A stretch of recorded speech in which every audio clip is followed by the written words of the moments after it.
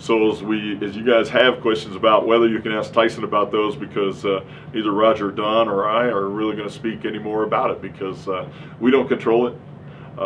As a good friend of mine said one time before we climbed Mount Rainier, there's no bad weather, just bad clothing. And our clothing issue is responsibility of Tyson, and he'll take good care of that. Let's talk a little bit about last week's game against Cal Poly. Number one, I think they're the best team in the conference, flat out. I don't want to play them again. I think they're awesome. I think they're damn good. They do a lot of things very, very well.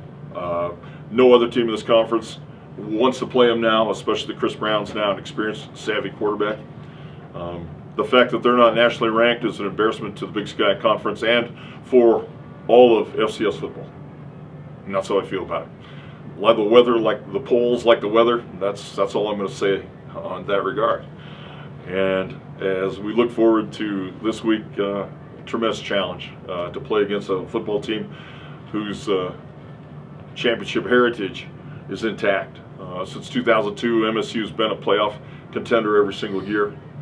Part of that was under us, and a lot of that's under their current coaching staff, and a very formidable opponent facing a football team that no one really has wrapped their arms around yet. Most of the teams outside of, and most of the media and coaches outside of Idaho State look at us and wonder what the heck we're doing, because they really can't understand it.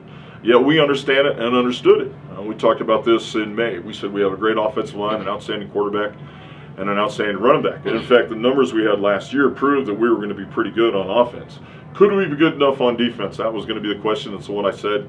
And early in the season, we were not, as witnessed by the 50 points that Eastern Washington put on us, and primarily because we couldn't tackle Sikkim, and we couldn't tackle a lick.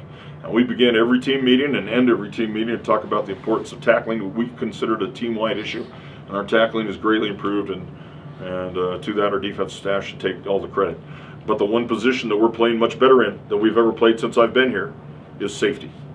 And our two safeties, Cody Sorensen and Tyson Manu, are the catalyst by which we have risen. They're the mercury in the thermometer. They're the reason we play better, because those two guys have figured it out. They're physical, they're confident, they know their alignments.